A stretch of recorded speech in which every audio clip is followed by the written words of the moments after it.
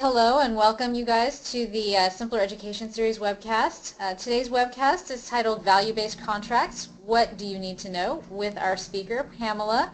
At the end of this session, we will have some time for a formal Q&A, though you can feel free to ask questions as they come to mind.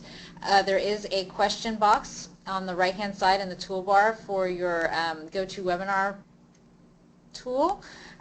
You will also be able to download the archive of today's webcast and all of the slides from the webcast at simpler.com after the event, and we will send out that information in an email after everything finishes up today. So I guess we can go ahead and get started. I'm so pleased to introduce Pam as our speaker for the month. Dr. Nelson has more than 30 years of experience in healthcare management, focusing on practice process transformation, PHCM, workflow analysis, quality measures, and a number of other things. I'm sure many of you are already familiar with her, and I would like to go ahead and turn it over to her. Her contact information is on the screen here, and we can send that out after the event as well. So Pam, go ahead and take it away. Thanks, Kristen, and thanks everybody for joining today. And I hope that you're enjoying some snow or sunshine, depending upon what part of the country you're in. This may be a bit of a different webinar than you're used to. I think it's very important for all of us in healthcare today to really understand and see the big picture of value-based models of care and contracting, and then to take a look at how do I fit into that picture, and maybe even provide some opportunities for you to add new job descriptions and new entities to your own skills. So our objectives today are to define value-based care. It's very important for us to define terms because, as I'm sure you already know, all of these terms are flying around our health systems and politics, and I'm not sure we all are operating on the same definition. So we want to demonstrate some examples of value-based contracts. We want to have a high-view understanding of the Medicare MACRA quality payment program, and we're not going to go into depth of that, but want to share some insights about that.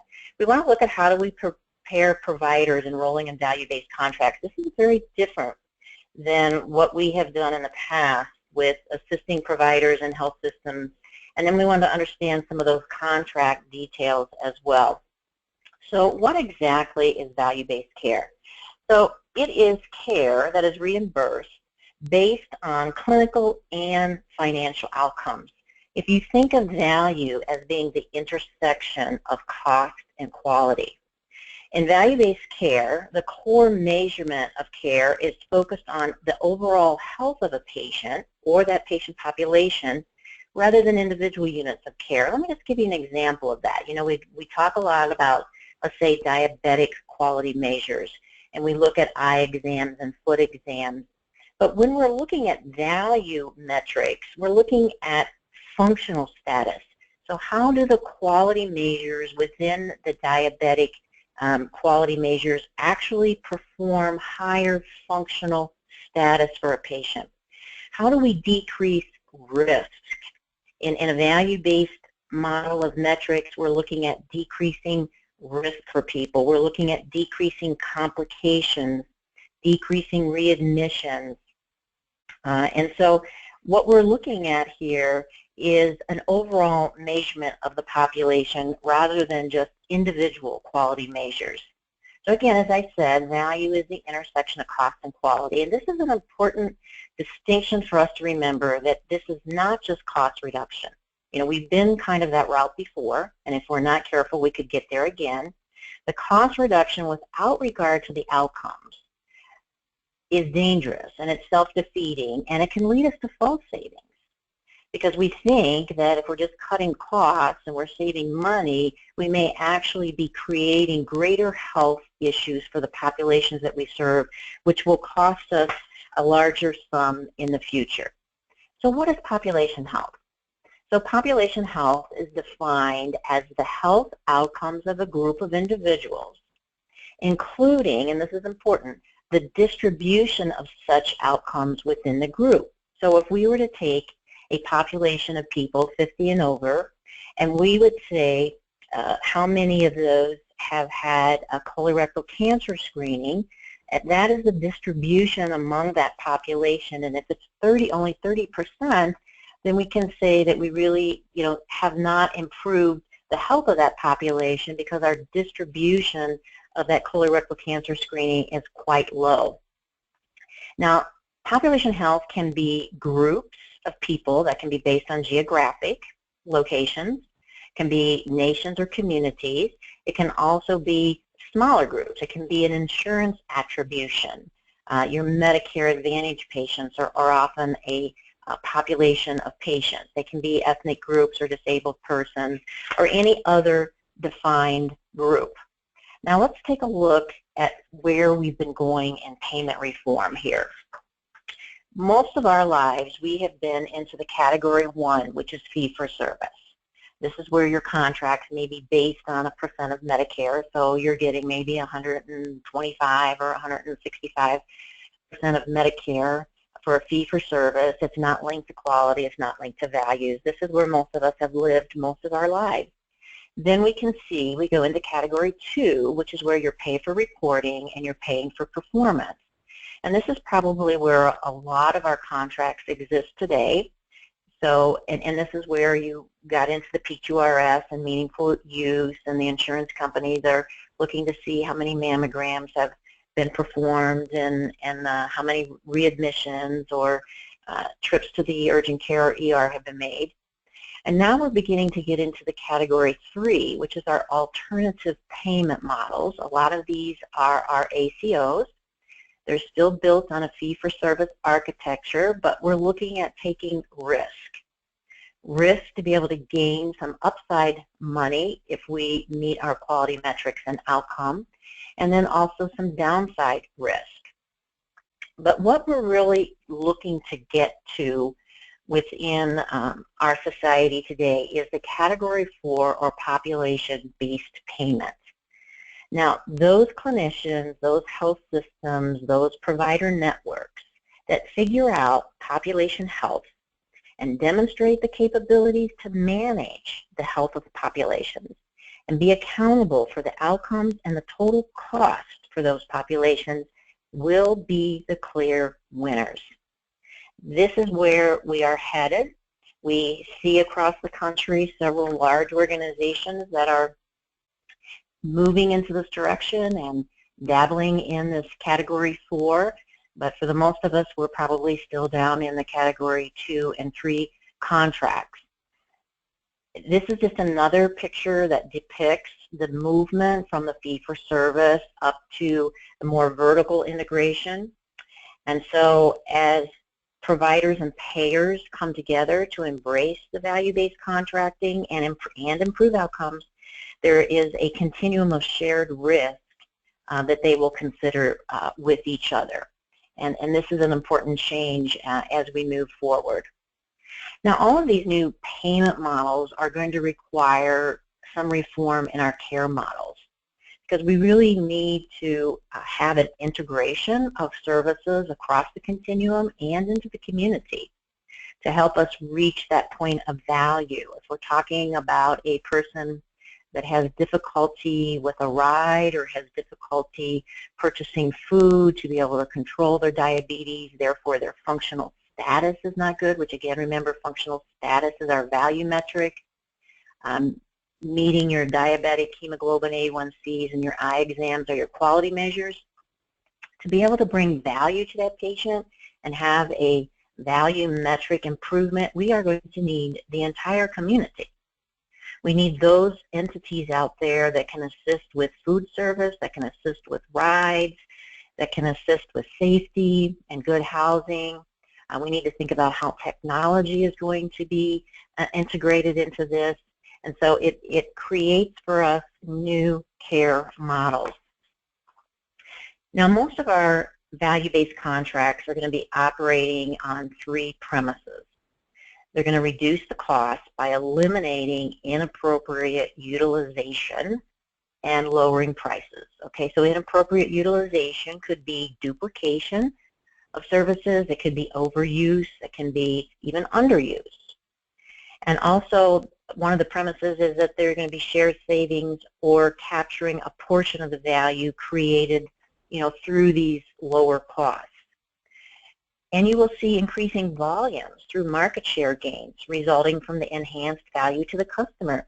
So those physician groups that really, again, can manage the population and control the total cost of care are going to be the preferred networks, the preferred providers. So this is where we're getting into some of the narrow networks that we have seen in even the Accountable Care Act, because those entities that are producing these contracts want to contract with health systems and providers that really understand how to control costs and at the same time improve the outcomes or the value to the patient. So some of the examples here, and we're not going to go into too much detail, but there can be hospital and physician pay-for-performance contracts. So this can be a pay-for-performance incentive that can be used with even fee-for-service or bundled payments. And they incorporate usually efficiency metrics such as total cost of care, and they also use quality measures that need to be met before incentives are paid. Then you see hospital and physician shared savings contracts, and our most famous of this is, of course, the Medicare Shared Savings Program. And this savings reflects the difference between the actual cost for an attributed population and agreed upon target for that population. So Medicare may come back and say, this is your target for this population of the dollars we want you to spend, and then you can see how close you can get to that, and you can share in that savings. Then we have bundled pricing models, and this model involves an all-inclusive set price covering all services associated with specific procedures or episodes of care.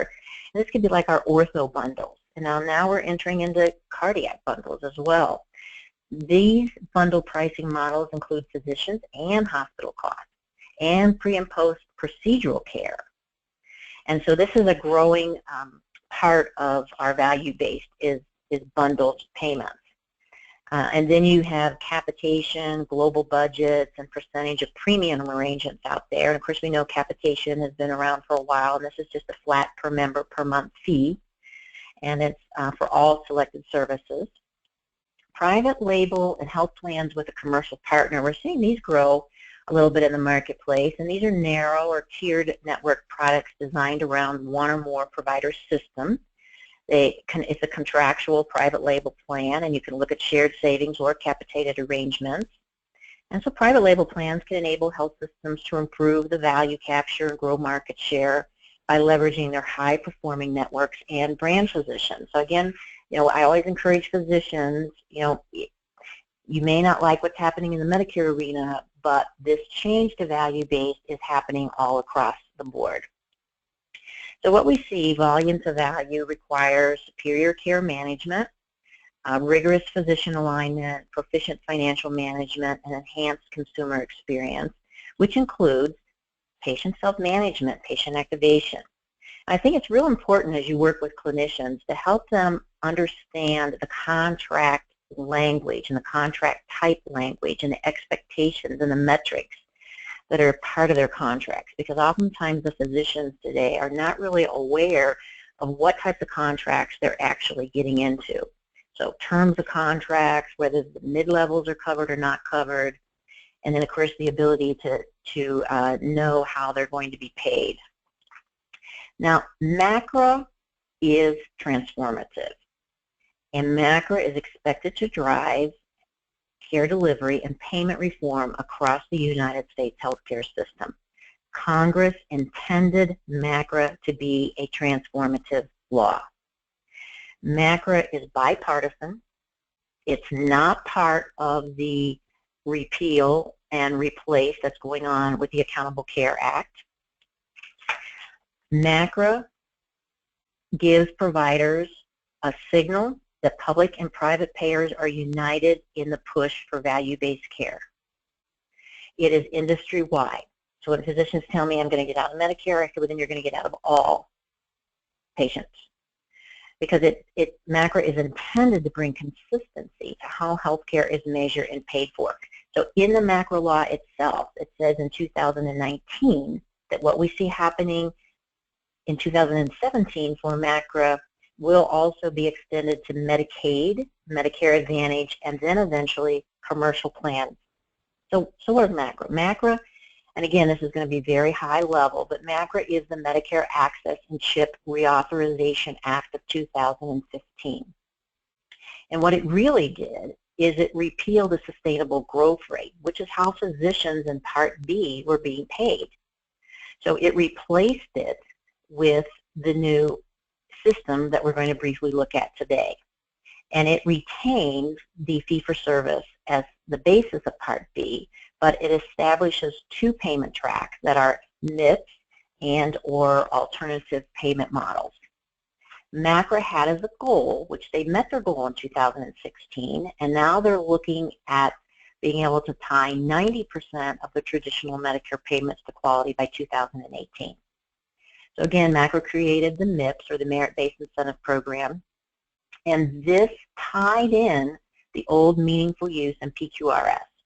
Those in the Value Modifier Program, those sunset in 2018. So 2016 practices were submitted their PQRS and Meaningful Use information, which they'll get paid on in 2018, and then that's the end of it. It rolled into it. Now again, looking at how MACRA has impacted, the Health Transformation Alliance says that 75% of all commercial business will be in value-based payment arrangements by 2020. United Healthcare has gone on the record now that their value-based payment focus is on all providers, not just ACO-ready providers, but all providers along the continuum. So this impact is going to, again, hit all the insurance plans. So let's take a look real quickly here at what is this MACRA QPP, or Quality Payment Program as we know it. So there is the MIPS program, and there is the APM. So who is eligible? Again, these are only clinicians, outpatient physician practices. This does not impact hospitals. It is for those clinicians who bill Medicare Part B. So if it's Medicare Advantage, this is not included. Those dollars are not included. And MIPS is for those groups, and it can be clinicians or groups that bill $30,000 or greater per year in allowable charges to Part B and have 100 or more unique Medicare patients. Medicare is due to send out this month to those physicians who meet the low volume threshold and that will not have to participate. If this is your first year to participate in Medicare, then you do not have to be involved in the MIPS track. And if you are a rural health clinic or a federally qualified health center and your eligible clinicians bill under the RHC or the F2HC payment methodologies, then you are not subject to the MIPS payment adjustment at this time. But if you have eligible clinicians in your RHC or F2HC and they bill under the physician fee schedule, then they are required to participate in MIPS. Now we have this kind of complicated little entity in here called a MIPS APM, and so some practices are in the Medicare Shared Savings Track 1 as part of an ACO or as part of an alternative payment model, but they really aren't an advanced payment model because they're not taking risk. So they have some advantage in that they will have special MIPS scoring under the APM scoring standard. So who's eligible for the advanced APM? Again, I say these are practices that are participating in ACOs and other models of care that are taking risk. But they have to have 25% of their Medicare payments or see 20% of their Medicare patients through this advanced APM in 2017 in order to qualify. So if your physicians are in an advanced APM where they're doing some risk sharing, but you're not quite sure if it's 25% and 20%, they can always fall back into the MIPS categories with the APM scoring standards. So again, it gets a little bit complicated. Your friend, when it comes to the MACRA QPP, the MACRA Quality Payment Program, is this website. So you want to take a look in that. Again, this may not impact directly what you do, but it's really important to understand this, and this will become your friend. Excuse me. So practices can pick their pace. for 2017. And if you do nothing, if practices do nothing or clinicians do nothing, they will be sure to get a 4% penalty in 2019. Now, there can also be a test submission, and this is where you just have to submit one item of data for one of the domains that we're going to talk about here, and you will get a neutral payment. You won't get an up payment and you won't get any down payment. Then you can do a 90-day period reporting anytime after January 1, 2017. This may net you a small upward adjustment, but keeping in mind that the whole MIPS payment system has to be budget neutral, which means those that gain money from participating in MIPS there have to be an equal number of people that get a decrease in MIPS. So it has to be budget neutral. And then there's, of course, there's the full year reporting, which probably most people, unless they're really large systems, are not going to be ready for the full year reporting this year. But you have some opportunity there for some higher gains. And there is some bonus dollars available, and I'll just briefly share that with you. So you can report as an individual or a group reporting, and you do not have to notify CMS ahead of time that you're going to be group unless you're going to be putting yourself through as web interfacing or survey. So again, these are your submission methodologies. These are your domains, quality improvement activities, and advancing care. And this is very similar to what you may have seen if your practices that you work with are putting through PQRS or meaningful use. And the other thing you will see here is that each of the domains are weighted. So there's a weight to them. Their quality measures are going to be worth 60%, which is the old PQRS. Advancing care information, which is meaningful use, the old meaningful use, that will be worth 25%. And improvement activities, that's new. That is really just doing things within the practice to improve the outcomes of care, maybe to improve the outcomes of your quality or your costs. That is worth 15% for the year 2017. Here you can just see an example of how you would calculate your MIPS score, and this will show you the point system. So you can see that even with just 3 points, you will have a neutral payment adjustment. And while this seems a bit complicated, it really isn't as complicated, especially if practices have been involved in meaningful use and PQRS in the past. So now let's jump ahead here a little bit and let's get back to enrollment in our value-based contracts and what we need. So if you have clinicians or health systems that are pursuing value-based contracts, you want to be sure that they address these important considerations. And that, again, is what is the definition of value? What are the contract goals? What is the cost of implementing these contracts to us? What is the risk exposure? What is the contract structure and design? And what are the essential contractual protections? And again, as I mentioned in the beginning, is some of these roles may be taken on by people in your position as we move into value-based contract, because somebody that's intimately involved with the contract needs to be helping the physicians and the systems, understand and look at these contracts. So when you're taking a look at this, you need to determine which plans to enroll in, which plans have the highest revenues for the practice. Again, you want to examine the contract requirements. You need to collect your provider information and all the documents that they require. You complete and submit your applications, and then you follow up and ask for acceptance letters when notified of the acceptance. And I can't tell you how many times that physicians are enrolling in contracts that they absolutely have no idea what is involved in these contracts. They have no idea what the impact is going to be to them. And maybe if you're in a position of assisting with collecting information for enrollment, you might be able to have the opportunity to help them consider the things that they need to think about before they enter into these contracts. So once you receive the letter and you know that you're accepted into a contract, then you need to obtain the payment information and begin the revenue cycle, communicating the billing and loading the data into the system. And it's very important to understand the compliance metrics that need to be met and the time frame.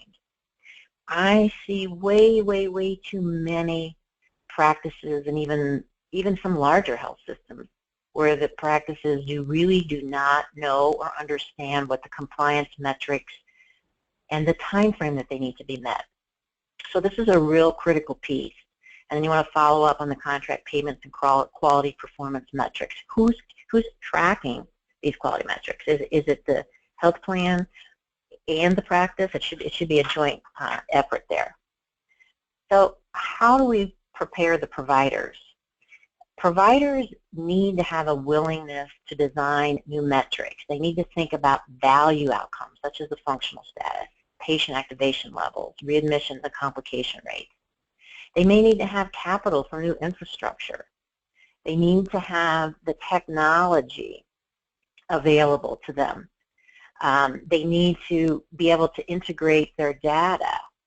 They need to be able to become a patient-centered medical home.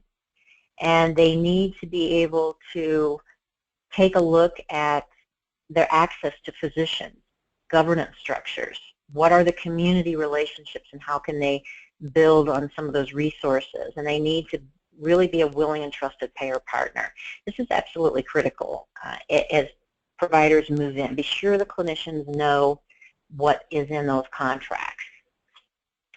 Now, just kind of in summary here before we get to some questions, which looks like we're going to have plenty of time here for questions, is we need to, as we move into the value-based contracts, practices and health systems need to consider about growth.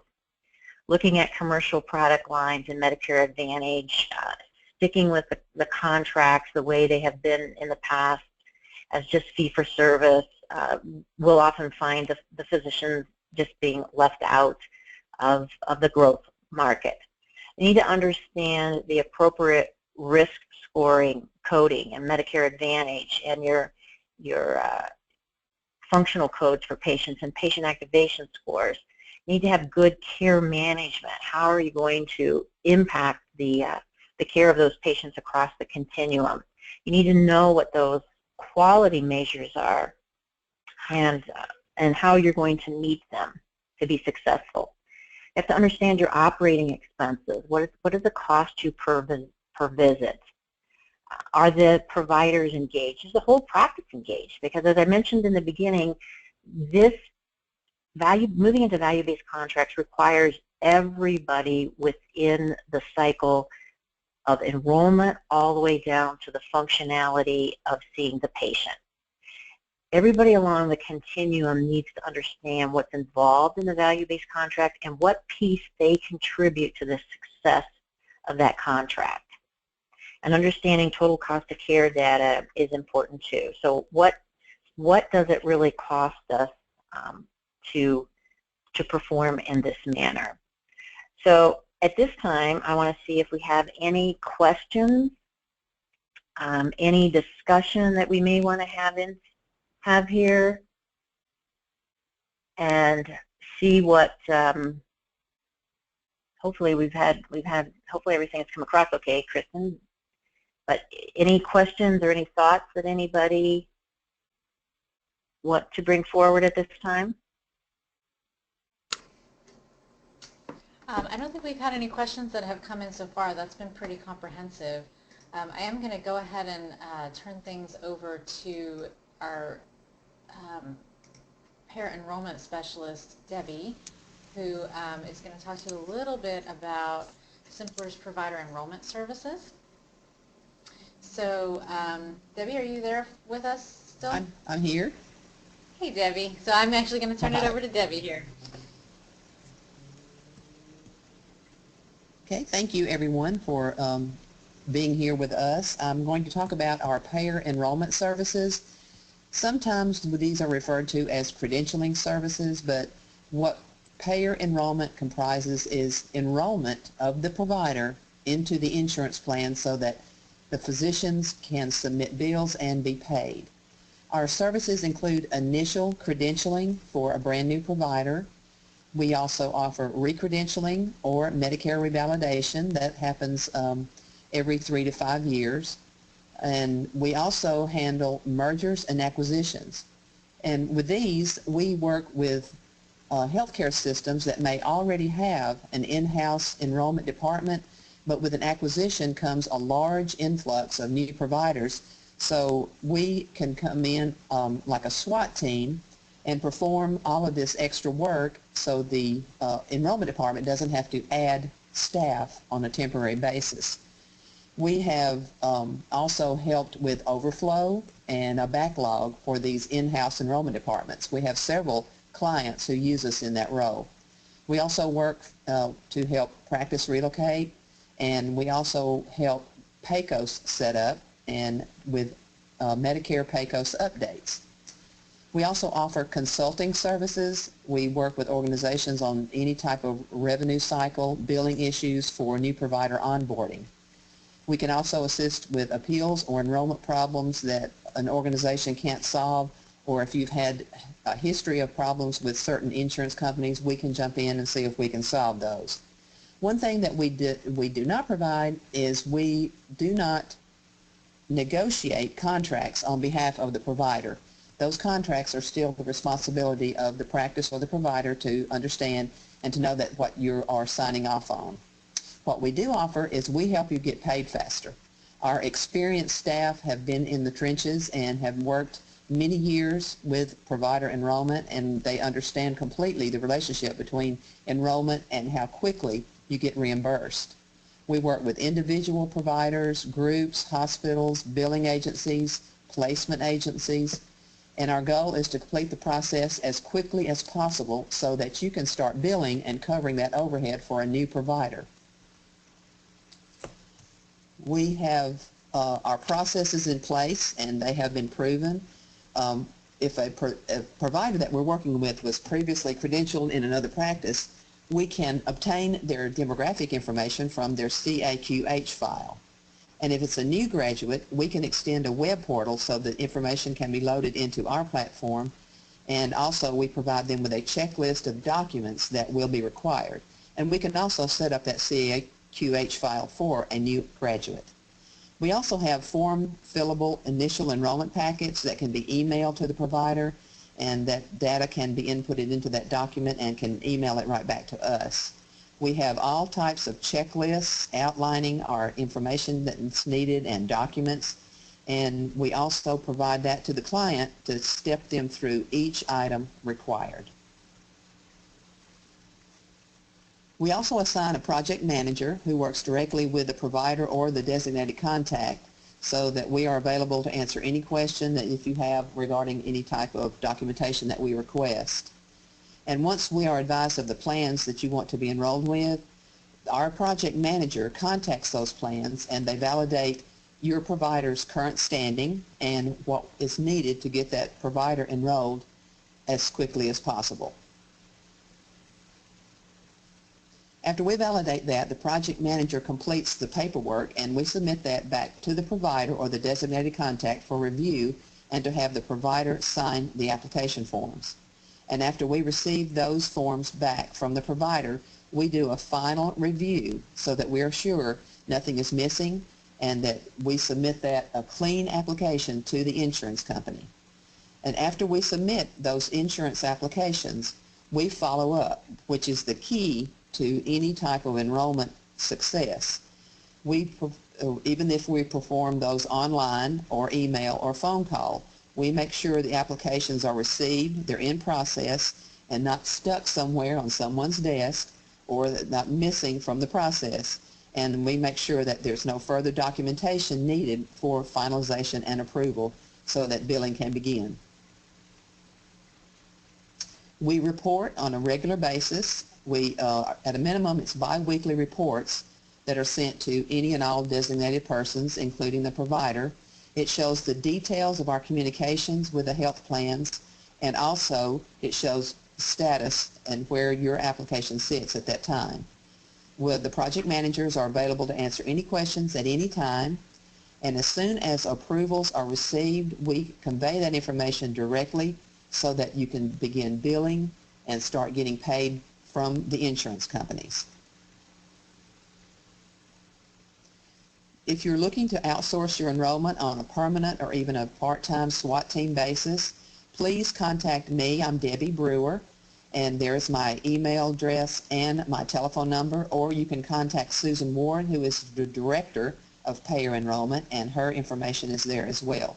Either one of us can answer any question you have, and we are ready with staff available to take on your enrollment project, so just give us a call and we can start the process. All right, guys. Well, I just wanted to open this up to Q&A. Again, we do have the question box, so if you have any questions for Pam or Debbie or me, feel free to submit those through the question box on the GoToWebinar tool panel. Pam, I did have a quick question for you. Could you give me an example of some of the standard quality metrics that that a practice or a group might be looking to track? Okay, that's a good question. On the QPP website, Medicare has all 209 quality measures that are part of the Medicare quality program. And it runs the gamut from all the prevention services like immunizations, and also I might add that the quality measures do include PEDS. They do include a lot of the specialty specialists out there, and also including things like rehab. So it can include, flu shots, immunization practices. It can include things like outcomes for hypertension. So it runs the gamut, trying to find those quality measures that would pertain to a particular specialty. And what I encourage people to do is take a look at all your contracts and see where your overlap of quality measures are.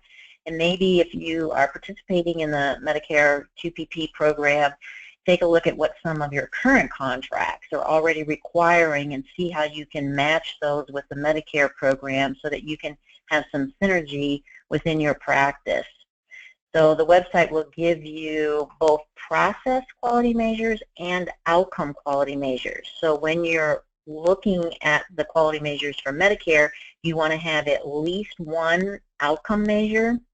So that may be controlling blood pressure, it can be closing the loop on referrals, it can be any of the preventive services, and it can also be interfacing with community services and assisting patients with some of the disparities in care that they may see, or social determinants that might be part of certain populations of the patients.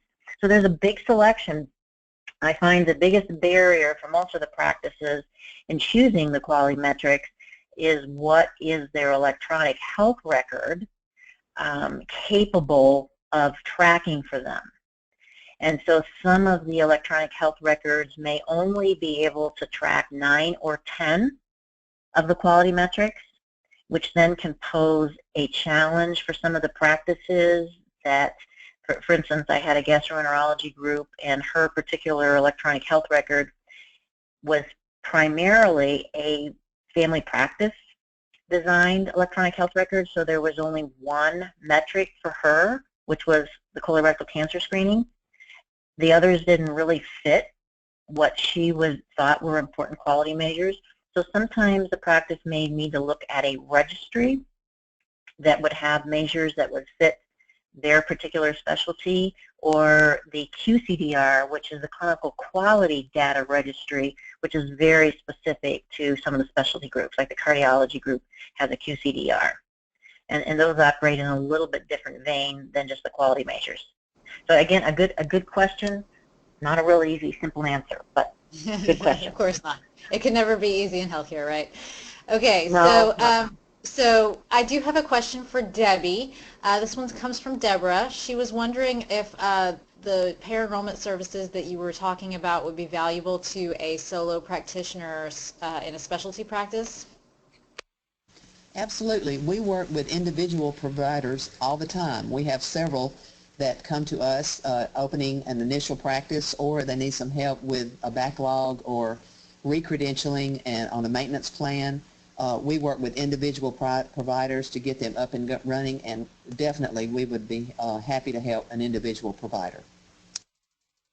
And you know, Debbie, I think what was so great about your presentation and the services you offer is that it takes some of the burden of enrollment off of a practice or a health system to allow them to focus more time and attention on the details of the contract, which is really critical as we move into value-based models of contracting.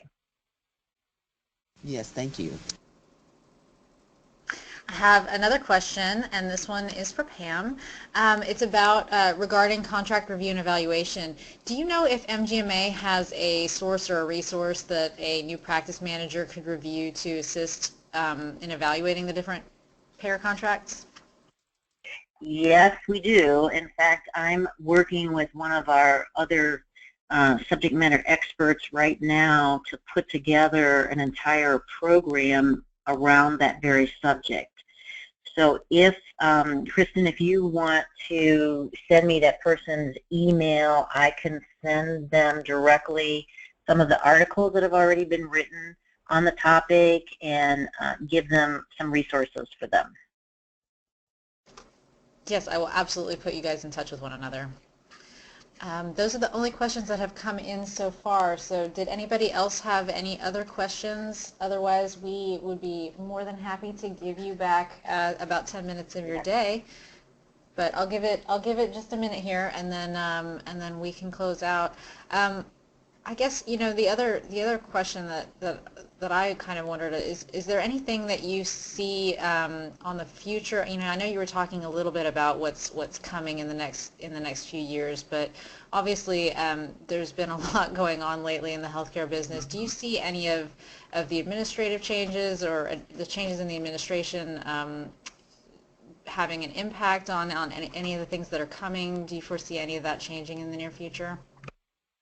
Well, I think that's another good question. I think every entity that I have read, every source, every stakeholder out there indicates that value-based models and value-based contracting will continue. Now, because we cannot do anything more with fee-for-service. We cannot charge the employers. The commercial plans are aware that their price point is already getting prohibitive. We cannot take away any more money from the physicians or from the hospitals. So we cannot do anything more with fee-for-service. We have to change.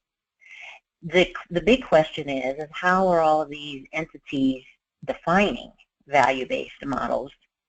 And like I tell people, if you know, MACRA has a plan, but the new administration could put commercial plans more in charge than the government plans. And then the commercial plans, you know, many of them have their own ideas on value-based care, and I can guarantee you they will not let you pick your pace, and they will not necessarily ask for your input. So we are going to move forward with value-based contracting. There is no doubt in my mind. The question is how fast and who's going to lead the charge, and how are they defining it. You know, we really lack that unified body to pull everybody together and say, you know, this is what it is, and this is how we're collectively going to go forward. MACRA kind of intended to do that, and we'll see, you know, how high on the totem pole they're going to be to lead this charge toward value-based care.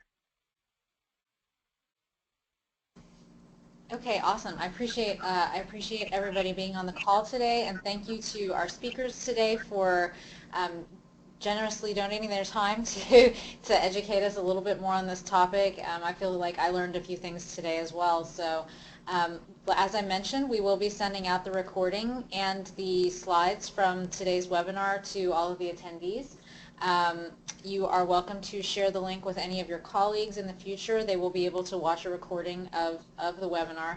If you have any questions for Debbie or for me or for Pam, please feel free to reach out to us. As I mentioned, I will be putting Pam in touch with the person who asked the question earlier. But otherwise, I hope you all have a really wonderful day, and look forward to seeing you next time. Thanks, guys. Thank Bye-bye. you.